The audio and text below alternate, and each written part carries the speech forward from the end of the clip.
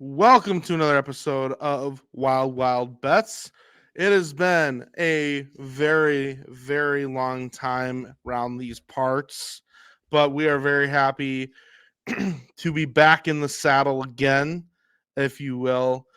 So I am your host at Furious George 94 on Twitter, or you can call me Deputy George if you're frisky. And with me, as always, fresh off the Epstein no-fly list, is at Michigan Hats on Twitter. Shane Westwood, the no-fly list. So you did not fly. That's what I said. Oh, thank you. Yeah, Yeah. you're no Stephen Hawking. I was gonna have a Jimmy Kimmel moment. Did you see that? Yes, I did. Yep. I hope. I honestly don't have a horse in the race. I don't care either way. But I would think it'd be hilarious if he totally you know what should happen? Jimmy Kimmel, okay, sues Aaron Rodgers in court, wins his lawsuit. As he's leaving the courtroom, Jimmy Kimmel turns to Rodgers and goes, "I own you." That would be awesome. Good. And then Aaron Rodgers tears his other Achilles as he walks out of the courtroom. And yeah, exactly. So anyway, we are here. We are ready to get into some sports talk. It's been a lot of that stuff that we've missed. Frankly, just I'm trying to even remember the last time we recorded. I think we did a post Thanksgiving episode, but we pretty much the whole month of December was just kind of wild for us. We had, I know there were multiple Thursday nights. We had holiday parties. We had family events going on, kind of typical stuff around the holidays. And I apologize for not being able to make it to record the shows that you all deserve from us, but we are back. We're happy to be back here in this brand spanking new year of 2024. So with that being said, just to recap some highlights from while we were gone, since we've been gone, I attended my first regular season Chicago Bears game in Cleveland against the Browns, where the Bears let a 10-point fourth quarter lead with like 7 minutes left slip out of their hands, which was great. Just fun. Just so fun. And we had the Lions clinch the division. Clap, clap. Congratulations. We had thank you. The Bears clinch the number 1 overall pick in the draft. Clap, clap. All right. Yep. That's a winner right there. We've had the Bears be eliminated from the playoffs, which is not a clap, clap. Congratulations. We have had the Bulls all of a sudden have a spurt of excellence in the absence of Zach LaVine, and then getting absolutely dog walked by Joel Embiid, which he likes to do to the Bulls. And the Pistons finally ended their losing streak at 29, I believe. Or I think it was 28. But I really prefer to focus on all the charity work the Pistons are doing, if you don't mind. We've continued to witness a very up and down Red Wings season, it seems, and a very injury-plagued, disappointing Blackhawks season though it's somewhat to be expected with the rebuild. We've witnessed many bowl games, including our teams. We had Notre Dame and the Tony the Tiger Sun Bowl. And let me tell you, the results of that were great. And then we also had Michigan versus Alabama in the Rose Bowl, which we'll get to here in a little bit. And then we also had the Shohei Ohtani bonanza come to a somewhat disappointing close, though there was some great Twitter energy for about 24 hours. Speaking of, there's flying, a flight leaving. Yeah, we're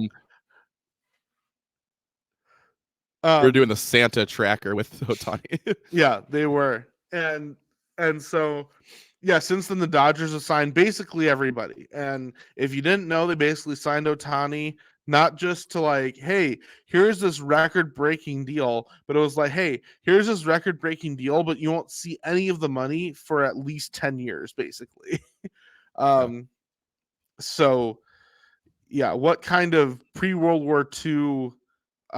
Yeah, I don't know where I'm going with this. Anyway, Japan was involved with it. That's all I know. But so that went down. Yamamoto went to the Dodgers. Juan Soto went to the Yankees.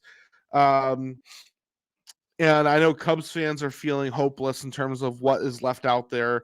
Cody Bellinger seems to be our last hope. Help us, Cody.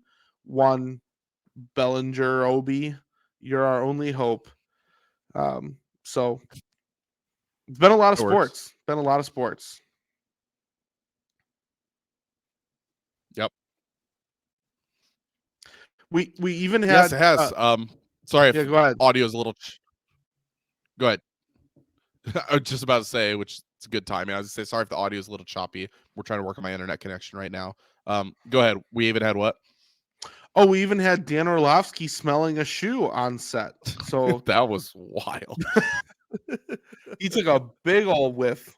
Big old whiff. You full on smelling salts on that. Yep. Shoe. That was Yeah. As I told you in that moment, I said, I bet he'd like to come out of the back of her end zone. So that's good. Yeah. Classic Orlovsky jokes. But anyway, what have been your thoughts on all of the sports action that has been just that we've missed, like during all this stretch of time? It's been a whirlwind of just trying to keep up with multiple sports running at the same time, big storylines, and then just the craziness of life as, dads, husbands during the holiday season, seeing family and being around family who are actually well-adjusted adults who's don't have sports as the center of their happiness all the time. So sounds like a miserable way to live. It really doesn't. But yeah, so it's funny. Like, I feel like, so between the Lions finally clinching the division, Michigan is playing in the national championship game, and then we're, visiting family and stuff for holidays. It's like, it's all good, but it's kind of a sobering reminder of like, man, I really let sports control my happiness and my attitude, like, more than most things. So you sound like a man that has a New Year's resolution you're trying to keep. Nope. Okay. Yeah, just a moment of reflection, but I will make no changes. I can see what you mean. But to be honest, I not that two wrongs make a right, or I don't even know if that applies to this phrase, but there's a lot of people that are still way more obsessed than I even am, and that makes me feel at least a little bit better about myself. Like, there are some people who are, I'm not. Never mind. I'm not even gonna get into it. Okay, let's talk about some bowl games real quick, and then after that we'll get into some NFL playoff implication things going on before we get into some of our picks for the week. So, bowl games related, I really just thought we could talk about the Rose Bowl and the Sugar Bowl because those are the two semifinal games before the Natty that we have coming up. So, Rose Bowl obviously was your Michigan Wolverines against the Alabama Crimson Tide. And first of all, my first thing about this game is that it made absolutely no sense in the world that we have one of the semifinal games taking place in the Eastern time zone and one taking place in the Pacific time zone, which is a 3-hour difference. And the Pacific time zone game is the one that gets played first by like 5 hours. Like the Michigan game started at like 5:30 Eastern time, and Texas and Washington didn't kick off until like 10:45 Eastern time. Yep. That is so unavoidable. You could have it could have been similar kickoff times, but at least if you did that out west, then a 10:45 kickoff would have been 7:45 local time. Like that. I don't know. Is there a tradition of the Rose Bowl? So I think happens that's like during the one of day? those.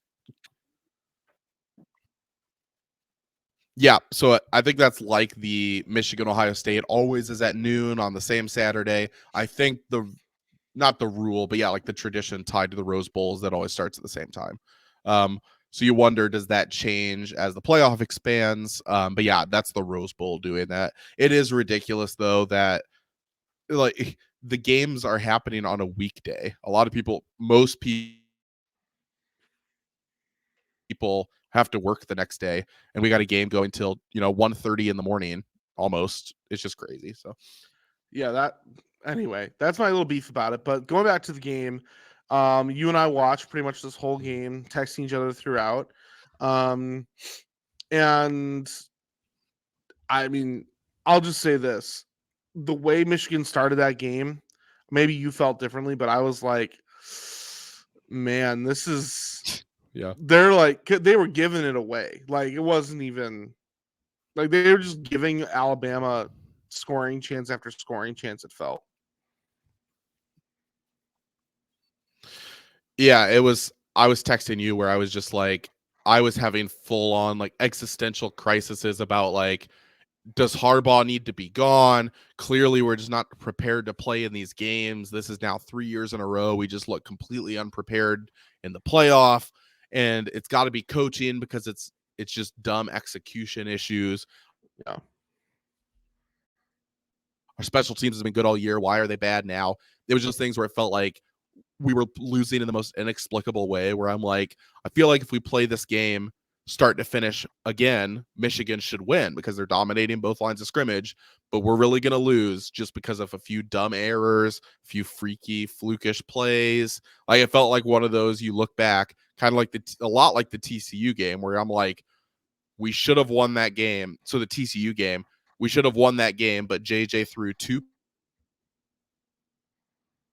pick sixes, which he hadn't done like all year, and Michigan turned the ball over twice inside the 5-yard line. Like everything just went wrong. It was the perfect storm for you to lose a game. I was like, we're really doing this again. Like 3/4 of the game, that's how I felt. And Michigan played really well on defense. Like I felt good about, hey, we're up 13-10 at halftime. It's been kind of fluky so far, but Michigan's really controlled the game. We should be able to come out and control the second half. But I just have that sick feeling in my stomach the whole time I'm watching because it's just like, we're really doing this again. Well, ironically, if you talk about special teams troubles, if special teams makes that first extra point, you never even go to overtime. Right. Yep. Like the overtime was only necessary because of that miss. And I mean, I'm honestly kind of thankful for it because that Blake Corum run in overtime was awesome. That was really fun to watch. And the Jalen Milroe stuff on 4th down was also very fun to watch. So there was definitely great drama that it brought. And I honestly like I'm with everybody else where it's like, oh, I love college overtime rules. I do. I don't. I start to Mhm. get tired of it when it's like getting to like 7 overtimes. So I'm Yeah. glad that it was just one overtime and that was it. Yep. It would have been a I agree. lot more. I don't know if cheesy is the right word, but I would have been just kind of like, oh my word, one of you just win this game. If it had gone much past 1 or 2. So, but yeah, I mean, props to Michigan. My biggest question coming out of this, honestly, and maybe it's because I'm a Bears fan where my Bears fan brain is, but my biggest question coming out of this is JJ McCarthy, even if you win the Natty, what do you do about the draft? Because you look at the people that are coming out, and there's already a seemingly stacked quarterback class coming out. Do you enter at the height of your college sports achievement and get drafted in the second round, maybe the third round at the latest, or do you try to go back for one more year and then enter the draft and hopefully be like the number one, the top 5 pick, undisputed? But there's kind of question to that as well. I don't know what you can enlighten me with here, Mhm. because Michigan really played, this is now their third like NFL caliber opponent after like Penn State and Ohio State. So where would you say like his, because he seemed to struggle to me in the game against Alabama. Like, is that seem to be common with his big game performances? I mean, he's a winner, but he's on a really good team. So, like, I Mhm. guess thinking about it from the Bears' perspective, or any quarterback needy team, if you drafted JJ McCarthy, like, how much does he elevate you by himself, would you say? Yeah, it's a good question. I think so. I have to take the bias out of it, where as a Michigan fan, I would want him back, of course. Um, Thinking of like what's best for him, you could argue both ways. I think the question is going to be, does his agent think, because there might be value, say you get drafted this year, but you get drafted like mid first round, so you're going to a team where you're still going to be the starter, but you're going to a better situation. So you're not going to a team like the Panthers last year with Bryce Young. You're going to a team, maybe it's even a team like Atlanta, where it's like at least they have some Yeah. weapons. Their defense isn't complete garbage. So that's the question. Is like if he thinks he could go right in that sweet spot where you're being drafted to a team who's going to have the right pieces to actually develop you, and you're going to a team that's not completely useless. Teams like the Vikings, kind of like mid-level teams, would you rather do that and go to one of the worst teams next year and risk being injured and all that? And I think there's a good chance he comes back. Clearly he's not a finished product. He has a lot of room to grow in his game. Like you said, it's a really loaded class this year too. um my thought is bring him back next year. Blake Corum's going to be gone. Have him be a much more featured part of the offense, Mm-hmm. and see if you could come back. And like the problem is what makes it hard to evaluate. He's only asked to throw the ball in a lot of these games, 16, 18 times, because the Michigan's so run heavy. Um, you're not like Michael Penix where you're throwing the ball 36, 38 times a game. But if you come back to Michigan next year, maybe you do throw it 25 to 30 times a game. Sure. Maybe that's what Michigan promises you, is like, we're going to continue to develop you and make you more central to the offense. That just hasn't been their style with Corum, and how good the offensive line's been. Um, so I don't know. It's just a question of, yeah, if you win the national championship, you're leaving on top as a competitor. You're not anywhere close to on top as far as your development as a player. But do you think Michigan's the best place to do that next year with uncertainty at head coach and their style as a running team? Or do you just take your chances? Hey, I'm going to go develop on an NFL team and maybe sit for a year. I don't know. You can make the argument Yeah. both ways for sure. Yeah. It's interesting. And I the I know they drafted Hendon Hooker, but I feel like JJ would probably be around by the time the Lions pick. And that would Yeah. be kind of an interesting thing, because if you know, I don't know, it would just be interesting. I also feel like let's say a team like the Patriots, let's say Mhm. that one of the top quarterbacks you're not in love with or something, and or you, let's say you win this week and you fall just outside of where you could have drafted a quarterback. Maybe that's someone you look at. Or I think really the best example I can think of is the Cardinals with Kyler Murray. Like maybe you draft JJ there to be the next guy after Kyler. I don't know. It's interesting. Honestly, like I guess my opinion from watching the game was I was like, I could definitely tell he's raw. Like he has a lot of work to do. Yep. Uh, but I liked a lot of what I saw at the same time. And as a Bears fan, I'm like, I definitely don't want to draft him with one of our top 10 picks. But if he's there in the, Mhm. anywhere from early to mid second round, I'm trading up to I would be willing to trade up to draft him. Um, Yep. so it'll just be interesting to see how that goes. He's one of those guys where he shows flashes of just like brilliance, improvising a play. Like the one, honestly, his most impressive Oh play was yeah. probably that rollout pass down the sideline, drags a foot. Like he's great on play action rollouts. He's obviously dual threat, mobile. It it's just hard because like his best qualities are the intangibles of like he's just a winner, he's a leader, his teammates all love him, but like that kind of stuff seems like it also doesn't matter much when you're evaluating players for the NFL. Like Right. frankly, NFL scouts usually just don't care about that. Right. And for good reason. It's hard to replicate that when you go to an NFL locker room and you're not the guy anymore. You're the rookie quarterback. So yeah, I don't know. I think there's a lot of room to grow. Obviously, the question will just be where he thinks it's best to do that. And if Harbaugh leaves, which that's another factor we've talked about, maybe then that's just the right time to leave on top, kind of thing. So Yep. yeah. All right. So then we obviously had the other bowl game, which was Texas and Washington. I don't know how much you stayed up for this game, but I stayed up for the whole thing, and man, it was a fun game. A lot of scoring and Yep.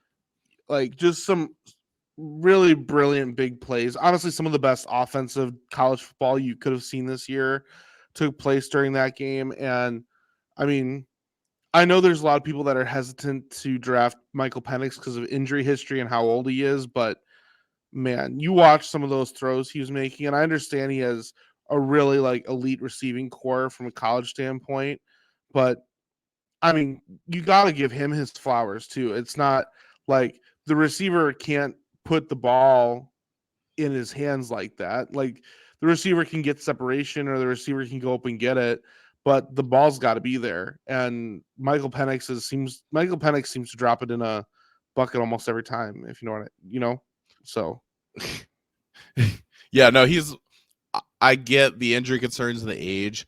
Maybe I'm just wrong on this, and clearly scouts aren't gonna. I don't think he's gonna be the first quarterback off the board. When I watch him play, though, I don't know how he isn't, because it's not that it's true he has really good receivers, but it's not like you're at Alabama or Ohio State and your really good receivers are 10 yards open every play. His receivers don't have a ton of separation. They're really yeah, good at contested catches, but he's throwing receivers open, which like to see that at the college level, a lot of these guys are like they're identifying open receivers and then throwing to them. right, Um,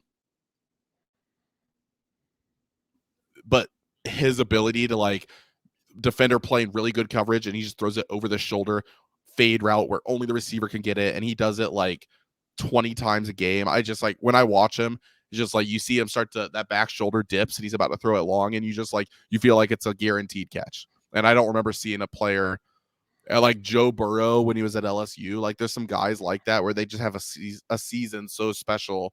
You're just like, I don't know how you don't take this guy first overall. wow.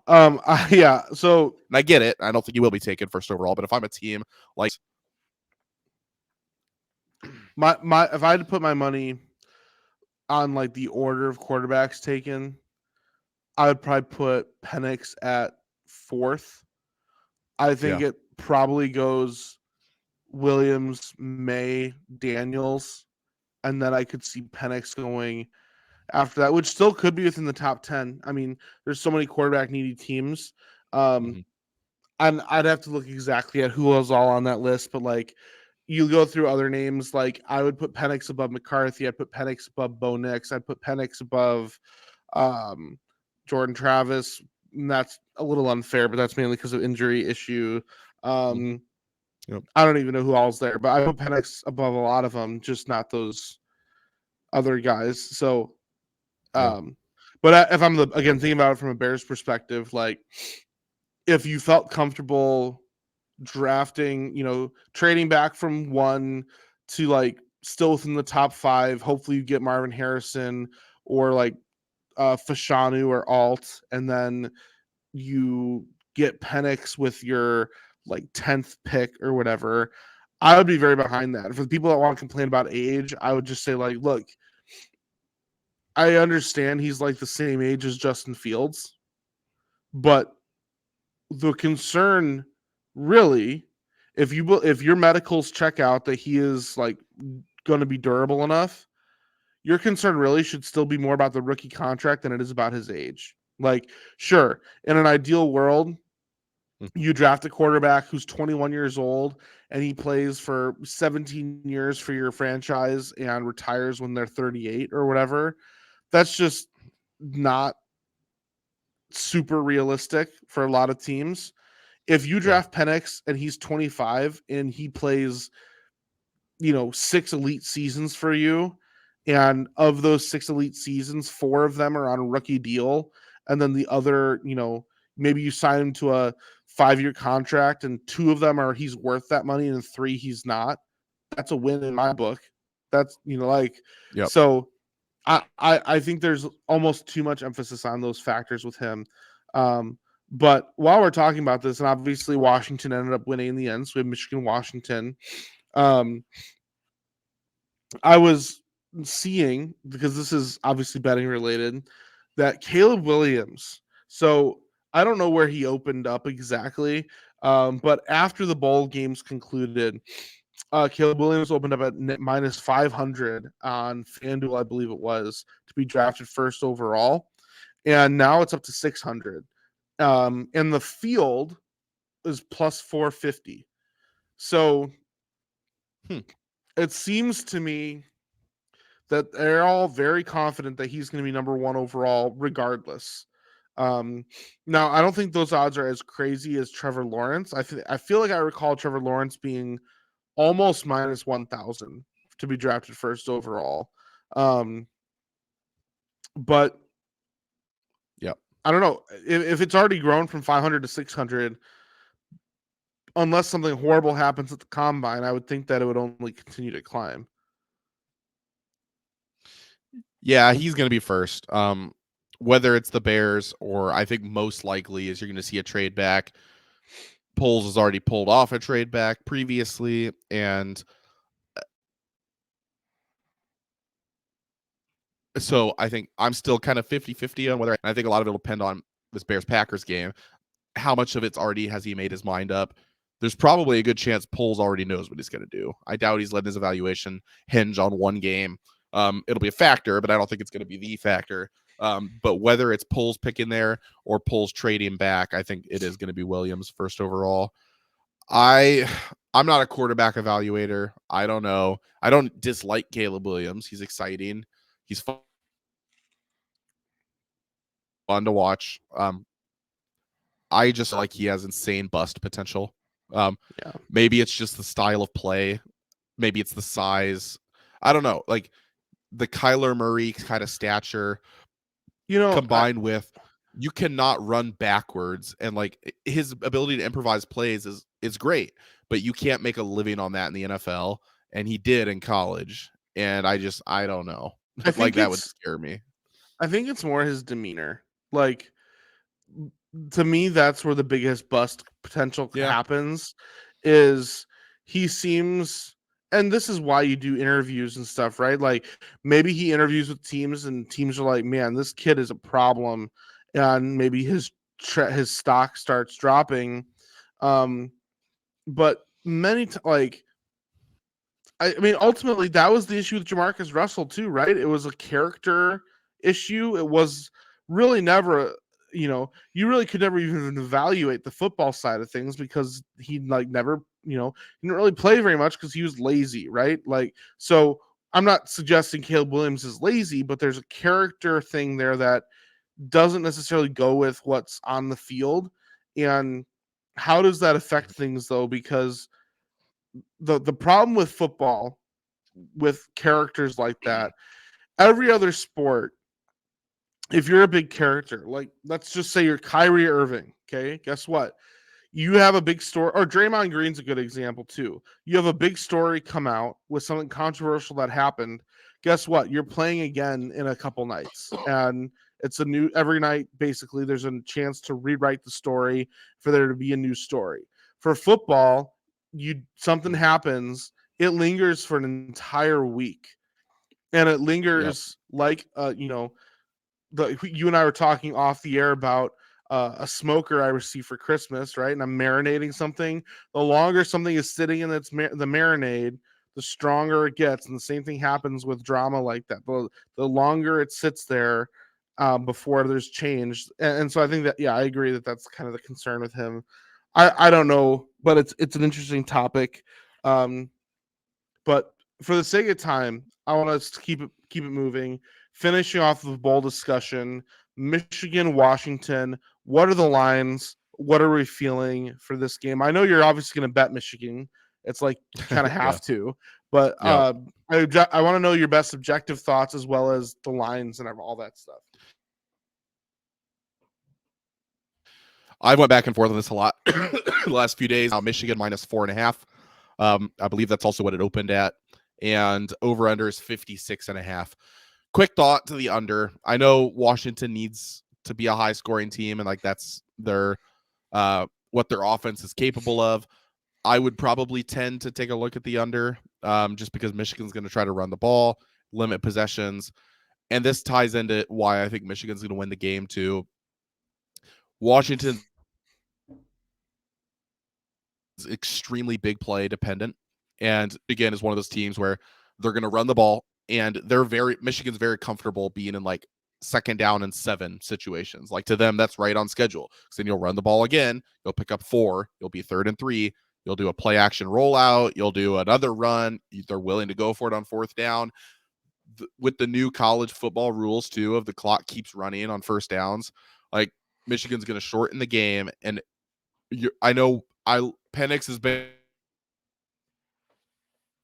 great, and that offense is exciting to watch. They're going to get a few big chunk plays. They're going to you can't completely shut down that offense, but Michigan's secondary is the best in the country, and they didn't shut down, but they really limited guys like Marvin Harrison Jr., and they're going to get their 1 or 2 big plays, but all you need is one pass deflection, one drop, a hit that forces a ball incomplete.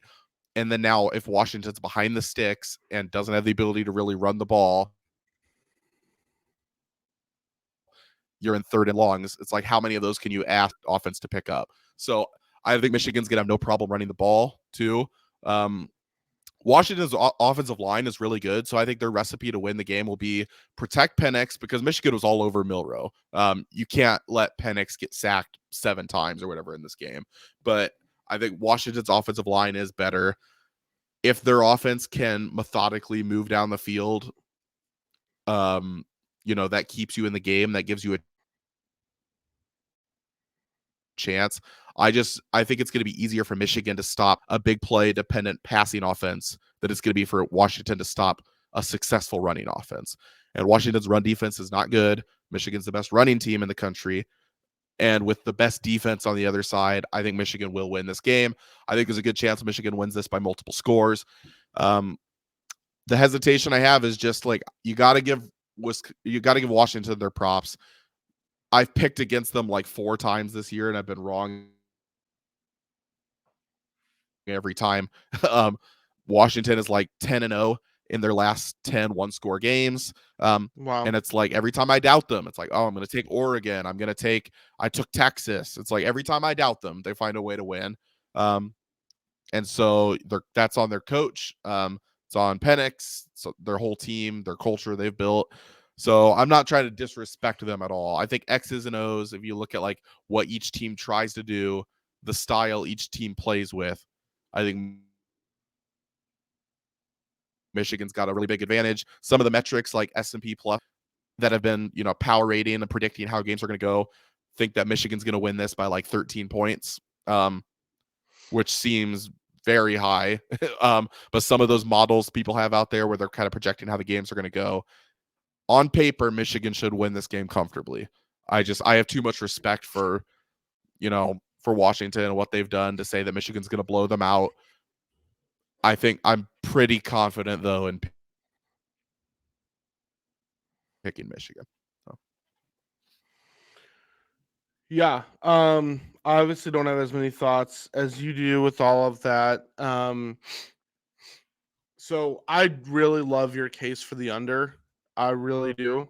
And I was already kind of leaning that way before you said it. So that just kind of confirms that for me.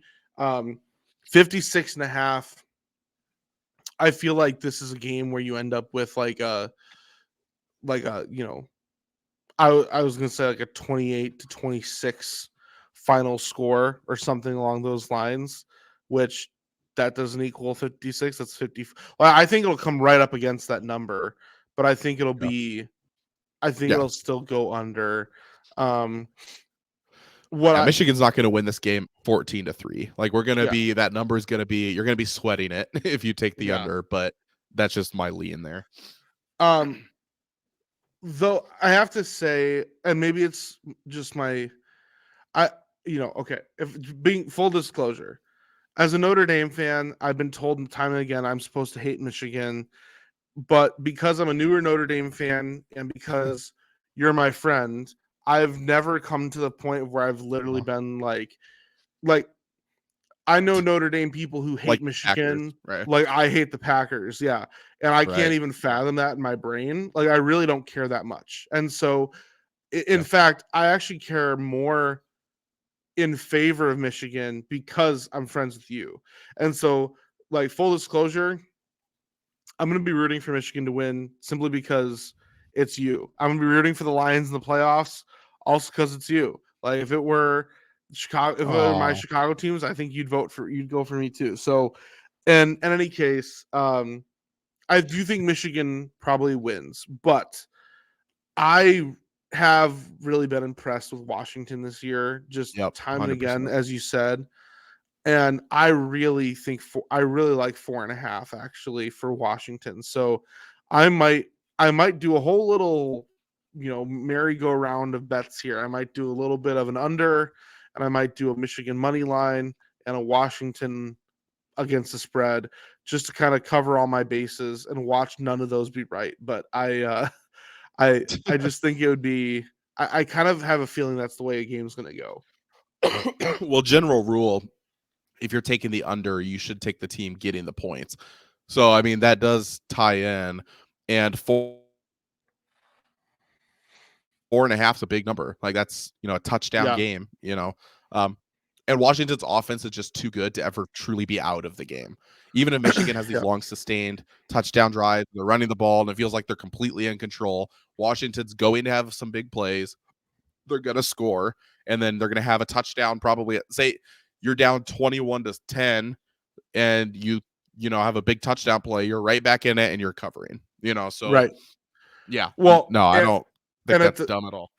At the same time, if you're with that scenario, if it's 21-10 and there's 2 minutes left, you score a touchdown and you're hustling to go back and score another one to win. Yeah, you're covering.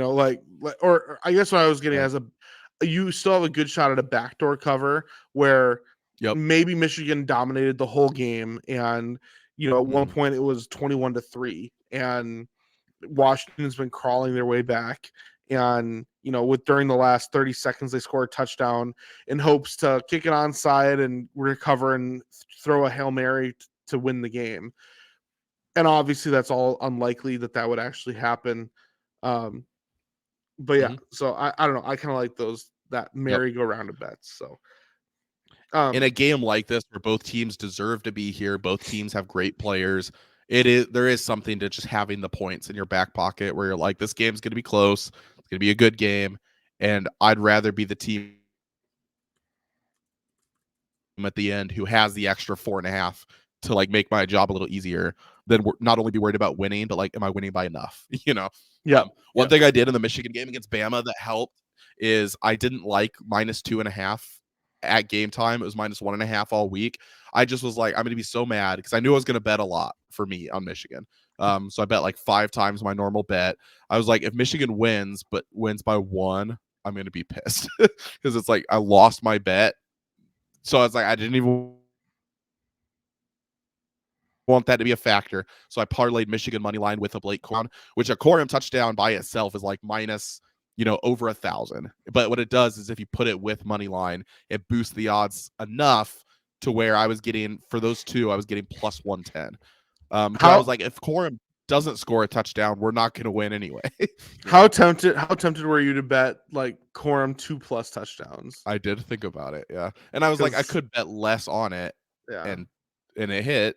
Corum has scored a touchdown like in 31 straight games. He's just a lock to score a touchdown. He's 80% of our offense. So I was like, he's gonna score a touchdown. I think 2+ touchdowns in the Washington game is a good bet. I just think it was funny that his first touchdown was a receiving touchdown. It is funny. You could also bet first touchdown scorer, and that's another way to get more value on him because anytime touchdown scorer, Blake Corum is -340. Like, that there's no value in that. But what you could do, so like Michigan money line right now is -194.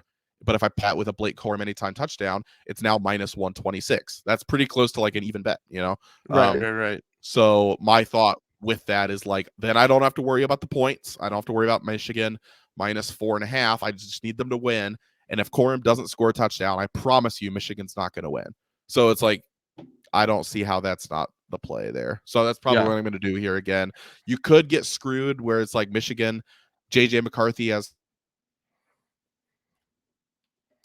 4 or 5 touchdown passes and Corum just somehow isn't. That's just very unlikely. And even against Alabama, JJ had 3 touchdown passes. Corum still had 2 touchdowns. So yeah, I think that's a safe bet is anytime touchdown, unless he gets hurt, So all right, that's all I got though on that. All right. Okay, so I wanted to ask you though. So Michael Penix on FanDuel, Michael Penix passing yards, the over/under they have set at 292.5. 292. Yeah, it's interesting. Okay. I mean, he's capable for sure. It also set the questions. Also, do you think Washington's behind? But that really doesn't even matter because whether they have a lead or they're behind, their offense is just so pass heavy. He's going to be throwing the ball, 75% of the snaps anyway. I don't know, man. Like I would be. He's going to get his yardage. He's going to have his big plays. Michigan's secondary is really good. Like, and I do wonder, 292 is crazy. I don't know. Maybe I'm just being too arrogant about Michigan's defense. I think that's pushing it. It's -114, which is interesting. At that point, honestly, I would just take 300+ yards for +102 for him. Like if I thought he was going to hit, or do like or do like 250 plus, and then parlay that with like Washington plus 8.5 or something. 250 plus for him is -290. It's like -700 or something. Oh, okay. Yeah. I don't know. It's an interesting game. I don't know. I'm definitely I'm really looking forward to it. I was telling my coworkers today that which a lot of them are Notre Dame fans. So I was telling them like, yeah, I know that, a lot of people in this area, they're either Michigan fans or they hate Michigan.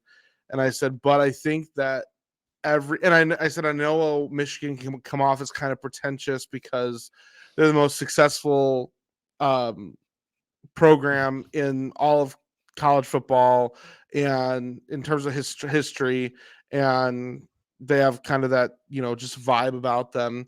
But I think everybody is just really relieved and refreshed to have a final that doesn't have Georgia and or Alabama. It's a no SEC final. It's actually a Big Ten versus Big Ten final. That's right. And to that note, so. even though I do Yeah, think Michigan, I think this is though. Even though Michigan is likely to win, to that note, there is something poetic about the idea of the Pac-12 winning the championship on its last year of existence. It is. And it does seem like one of those weird things that could happen, just because of that reason. You know what I'm saying? Like, not to put that bad energy out there for you in Michigan, but it does feel like one of those just really weird coincidences that could very well be how it goes. I think this is just a good sign for college football too. So we've had 2 years in a row of really good semifinal games. It's like last year, TCU, Michigan, Georgia, Ohio State were both really good games. This year, both games came down to the final play of the game. I think it's just a good sign too, especially you see like this year, Michigan and Washington, like 2 programs who haven't been at the top of college football really in forever.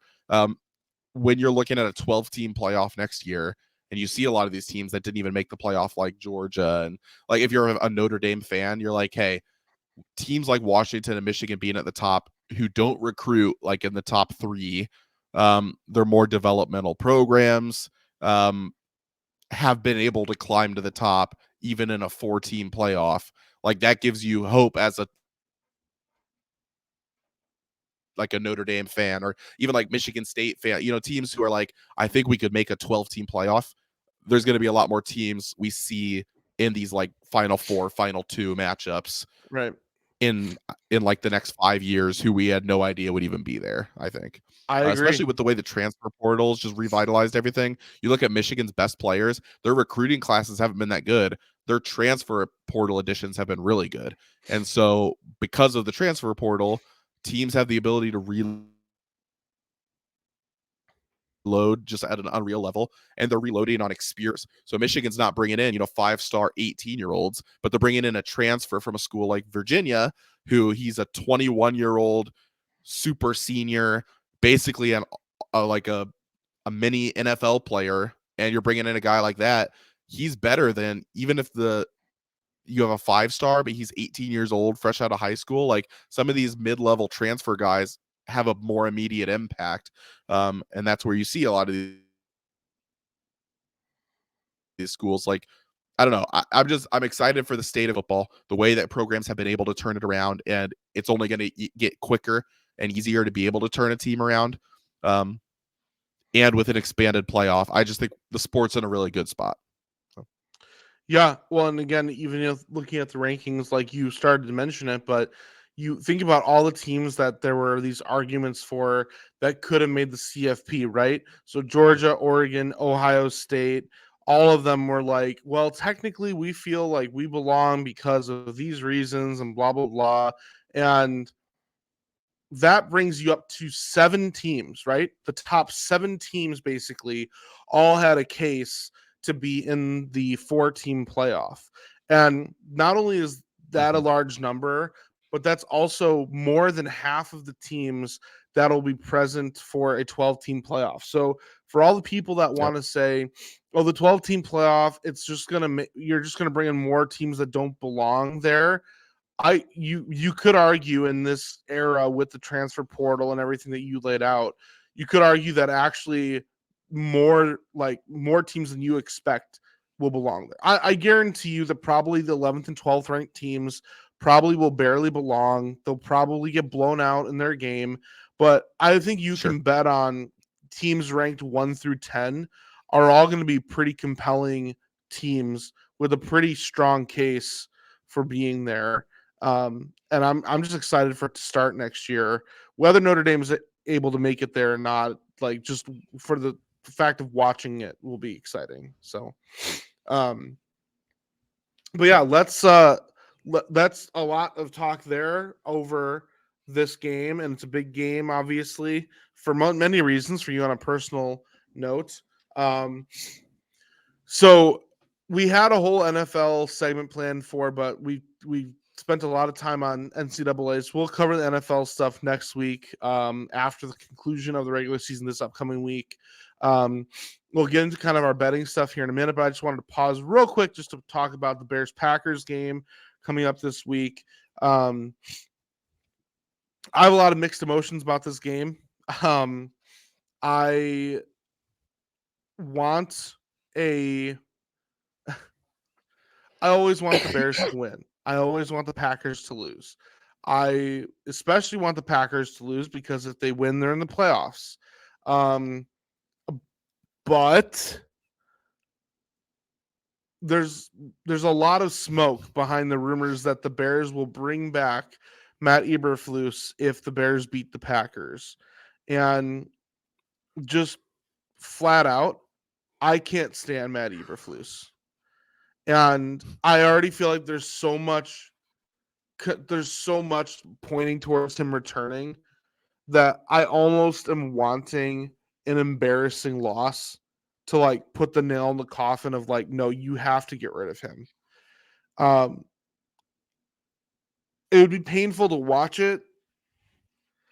And I know some people say, well, you're not a diehard if you're like that. And I would just be like, actually, I think it makes me more of a diehard that I know the best for my team is getting rid of this nincompoop. All right. And so anyway, I've been all over the place with it. I know reality is that when I sit down to watch it come Sunday, I'm going to be rooting for the blue and orange to pummel the green and gold. And I'm going to convince myself on Sunday that they're going to beat them, even if they don't, right? That's just the reality is that's where I'm going to end up.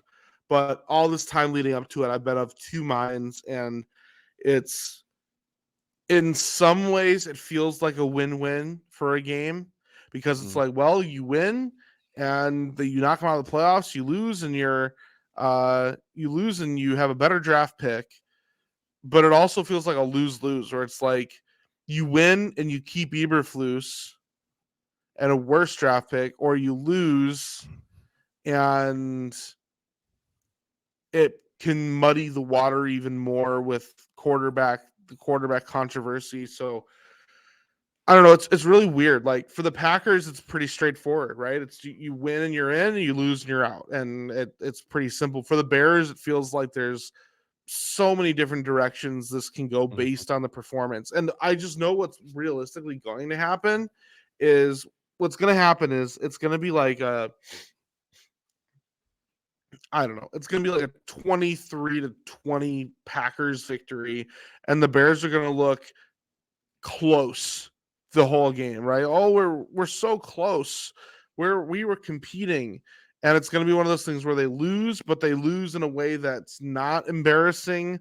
And since this freaking organization's expectations are so low, they're going to retain everybody because it was so close to beating the Packers. And that's going to be my own personal hell that I get to live in. So, anywho, that being said, that took a dark turn for a minute there. Let's run through some betting. I'll be honest, I've been betting kind of a lot of random things over our month off during the holidays. I had a lot of success with I had a decent amount of success with bowl games. And I recently have bet against the Bulls for 2 games in a row, and that's paid off as well. But I was doing a bad job of keeping track of my records. So on my record sheet that I have, I actually just cleaned everything off, and I'm like, all right, new year, we're going to start with a fresh record slate for everything, whether it's NFL, college, football, whatever. We'll fill that out. So currently it's blank. I can't tell you my records, but I can tell you that.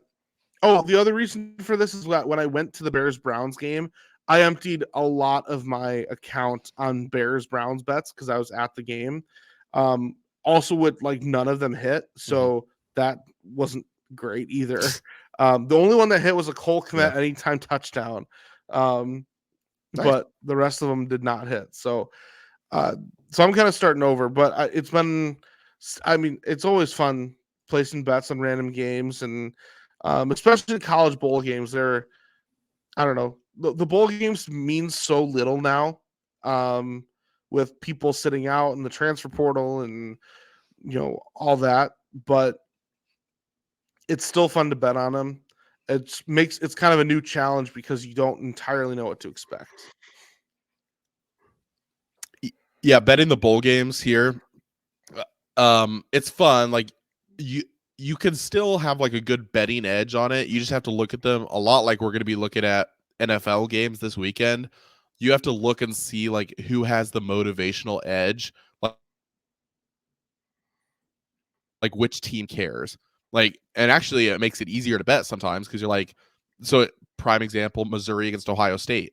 Ohio State's favored by 5.5. I bet Missouri because Ohio State has players sitting out. Also, the state of their program, their quarterback just transferred out. To them, playing in that game is a disappointing season. Missouri, like that's a really good step in the right direction. They're trying to win 11 games for the first time in however many years. So they have a huge emotional, motivational edge. It's kind of the same with the NFL this week. There's a lot of teams that here either don't care because they've been eliminated or flat out want to lose the game. And you're going against some teams who need this to make the playoffs or have some other motivation like seeding. So betting these bowls, it's like, and the playoff will help because it's going to make some of these games actually matter more. But you're trying to figure out like who cares? Does either team care? What's the motivation for each of them? So by doing that, I've done really well betting bowl games. Base is looking for that. It's like, what's the emotional state of this team right now? Georgia, Florida State was another prime example where it's like Georgia's pissed, Florida State's pissed, but it felt like you kind of knew the way each of them might come out in that game. And Florida State had 12 starters sit out. Georgia came out and wanted to make a statement. And it's like, okay, you kind of know how these games might go based on the mindset of the teams. So, yep. It's all very interesting, but it was fun to bet. And we are, I think we said we were going to go ahead and get into some NFL discussion here, just briefly going over some lines, and then we'll wrap up the show. I'm trying to get the NFL standings up to make sure I know what I'm talking about here. But I wanted to, I don't think we want to go through every single game here. But I think what would be interesting is to hit some of the ones that have playoff implications, and then we can go from there. So starting off on Saturday afternoon are probably while I'm smoking my pork butt outside. We have the Indianapolis Colts and the Houston Texans squaring off. The Colts are at home as a 1.5 point underdog. The over-under is 47.5. And so just for some context about this, so this game is going on Saturday afternoon. Sunday at noon is Jaguars Titans. Now the Titans have been eliminated, but the Jaguars, Colts, and Texans all are 9-7. So in theory, you do have a scenario where I don't know exactly where all the tiebreakers lie for these teams, but you do have a scenario where if the Titans beat the Jaguars, it could open up the door for both the Colts and the Texans to make the postseason over the Jaguars, which would be interesting. But at the very least, it opens up the door for one of them to potentially win the division. It says here, if the Jaguars lose, their playoff probability drops to 21%. So it looks like if the Jaguars lose, they could get jumped. They'll get jumped by the winner of Colts Texans for the division, and then their chance of making the playoff as a wild card goes way down. Then you're looking at teams like the Steelers, like the Bills, some of these in the hunt teams. Mm-hmm. So yeah. Yeah, so it definitely an interesting matchup. So anyway, Texans Colts 1.5 point underdog at home. The Colts are 47.5. What do you think about this game? I've been doubting the Colts all year. I almost feel like I either need to stick with it or just back off and not bet it, because I'm excited for the game. I have a coworker, good friend, who's a big Colts fan, and I'm happy for them.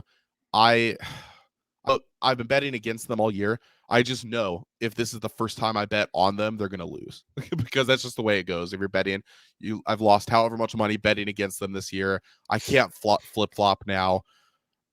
CJ Stroud should be back. Man, I don't know. The Colts just find ways to win. If you look at their team and you're like, what do they do well? There's not really any one thing they do really well. They just win games. Yeah. I'd probably take the Texans, take CJ Stroud, but this is essentially a playoff game, and you have a home underdog division rival. I don't know. I really don't know. I'm excited to watch it. I don't feel great about either side on this.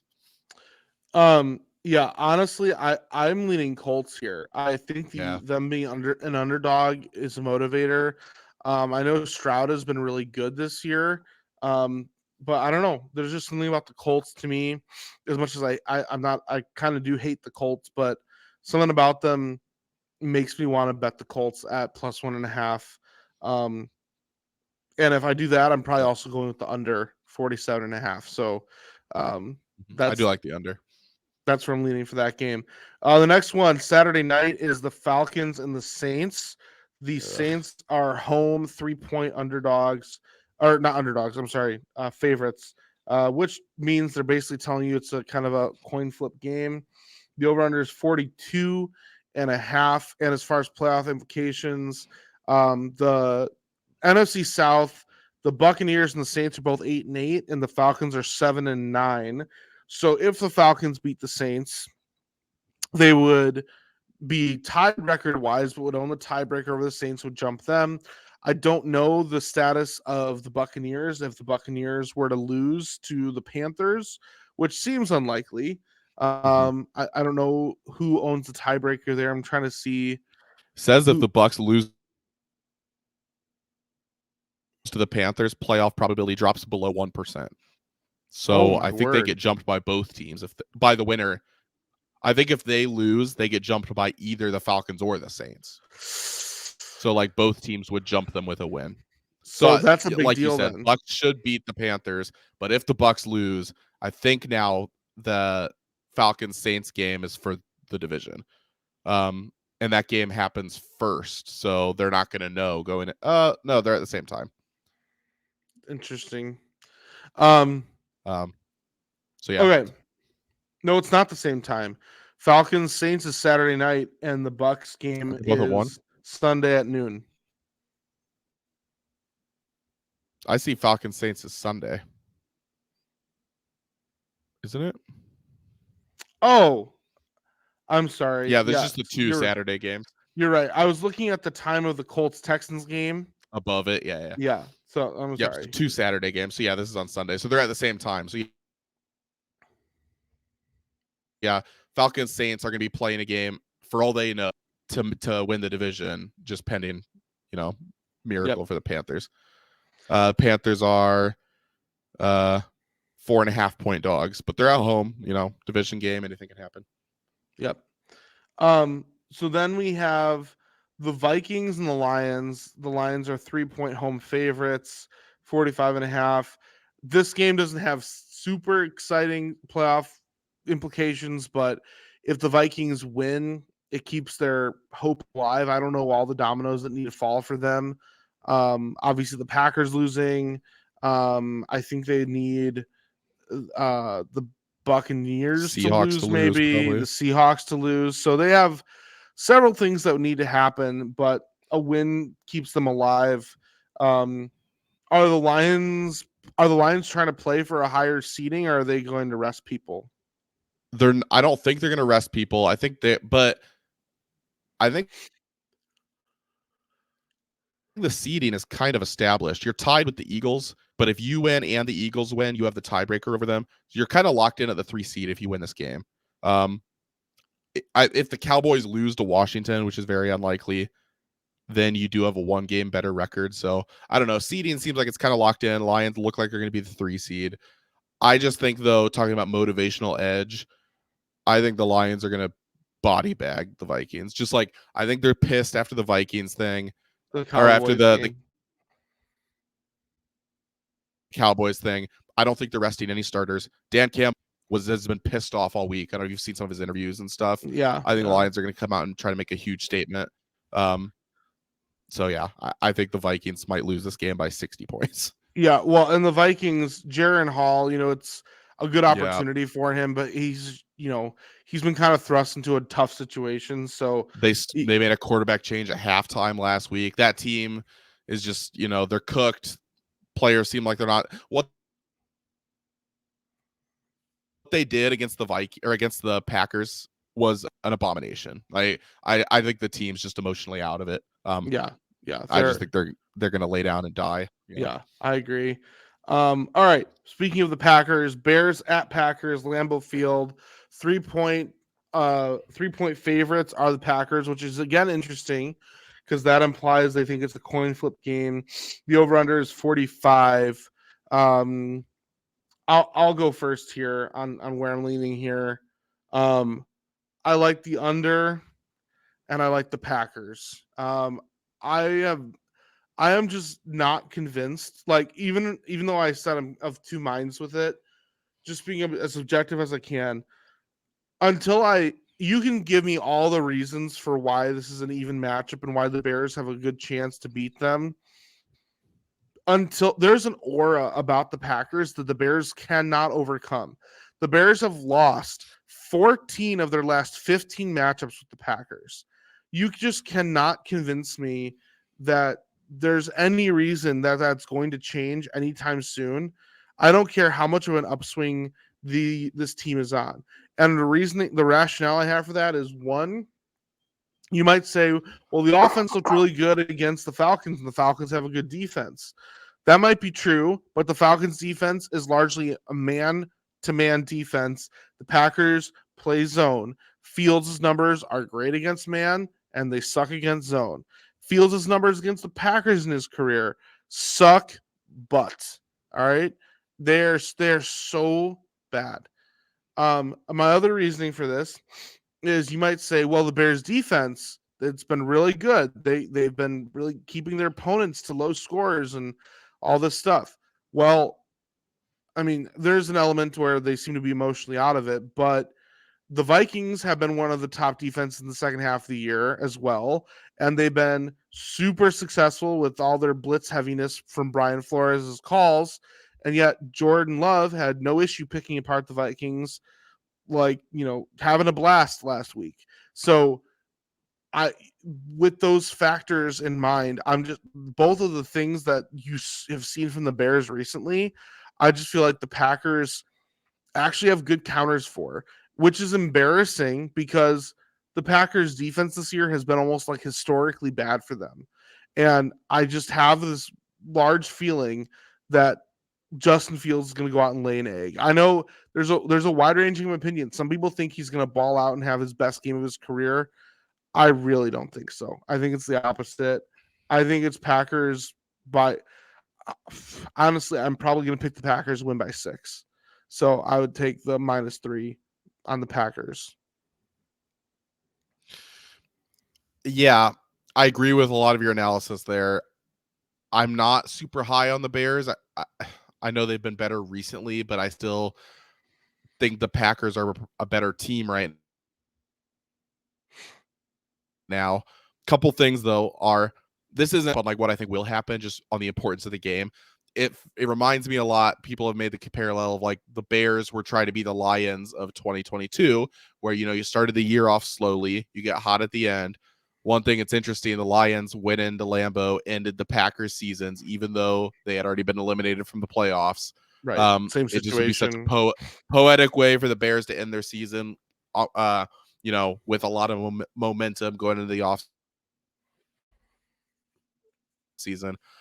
I think another part that's interesting is immediately I looked at this and I thought the number seemed low. Like you said, like you're on the road in Lambeau, Packers win and gotta have it game. That crowd's going to be into it, and they're only favored by 3 at home.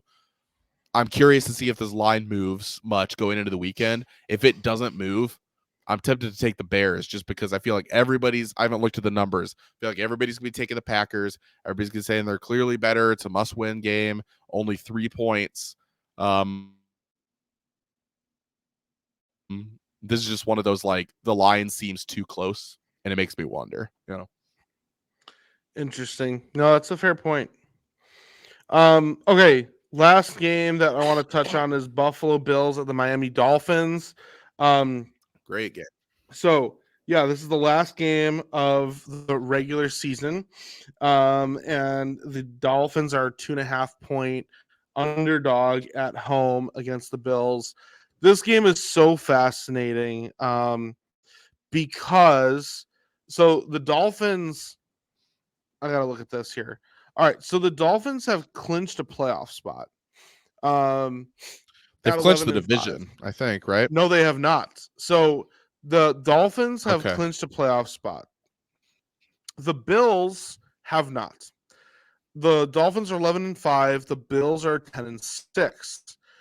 The Bills are currently the 6th seed in the wild card.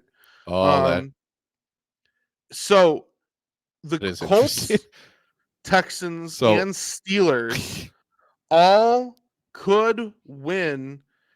If any of them win, they could, in theory, surpass the Bills. I don't know exactly how tiebreakers work, but if the Bills lose to the Dolphins, the Colts, Texans, or Steelers, or Jaguars, I suppose, could all end up surpassing the Bills.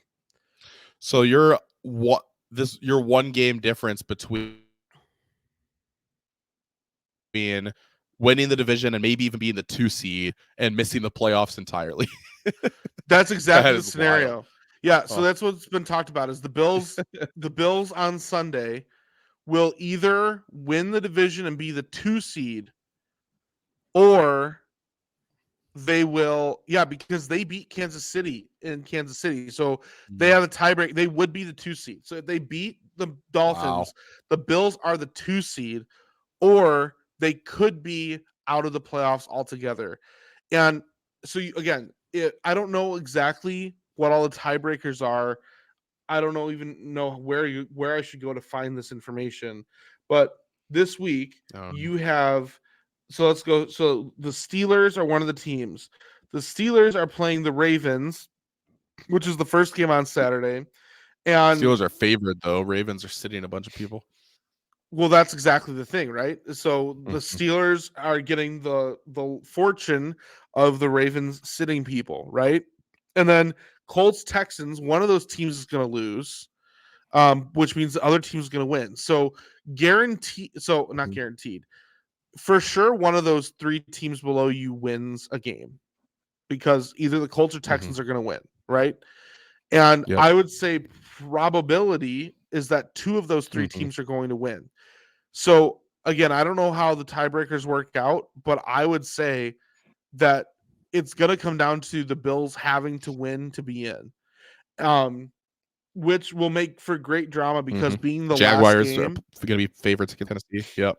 Yeah, being the Sunday night game, the last game, everybody's going to know what the scenario is, and most likely it's going to be that. And so it's going to be really fun because there should be high drama for that game for the Bills.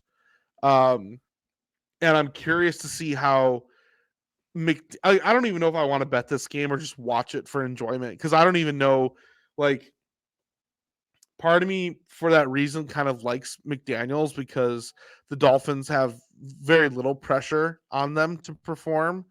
But man, it's just a crazy scenario that's set up for that. It really matters, though, because Dolphins are going to make the playoffs either way. There's a big difference, though, with the home field advantage. I don't know when the last time is the Dolphins won their division. So it's kind of like the Lions. It's like you want to get that monkey off your back and host the playoff game. Also, the Bills, they have a really good home field advantage, especially if you get weather. If you're in the AFC, you don't want the Bills to get a 2 seed because now you're looking at Ravens and Bills as being two really tough places to play. I'd rather go play in Miami, so I don't know. Yeah, I picked the Dolphins to win the division before the year started. I like the Dolphins a lot. I hope the Dolphins win. I feel like there's a good chance the Bills win this game, though. So I don't know why I'm second guessing that now. It just feels like based on the spot and where both teams are right now. I don't know. Here's an interesting scenario. You have a very real possibility that either you end up with the Dolphins hosting the Bills for the playoffs or the Bills hosting the Dolphins for the playoffs. Like this exact matchup that they're having could happen exactly again next week, which is a wild scenario as well. So yeah, very exciting things to watch and keep track of. I do think in the NFC there's a little bit of drama with the Cowboys and Eagles games about who wins that division. Frankly, I don't care enough to really look. But yeah, so that's the deal there. And I think that's our show. So unless you have anything else to add, that's another episode. The shootout, right? Oh, of course, our shootout. I always forget that part, even though it's our most exciting part. So our shootout, we picked 3 important games, the 2 NFC North games, Bears Packers and Vikings Lions. Both of those games have lines of 3, and the over-under is 45 for Bears Packers, 45.5 for Vikings Lions. And then we have Bills Dolphins minus 2.5 is the line, 48.5 is the over-under. Let's find out what our fate is that we are going to be betting on here. And it's going to be Bills Dolphins, which is the one I said I was not going to bet. But here we go. So we have 2.5, the Bills minus 2.5, and the over-under at 48.5. Who went first last time? I think I went first. So you take it away. Oh boy. I wish I had a better lean on the over-under. It's in Miami.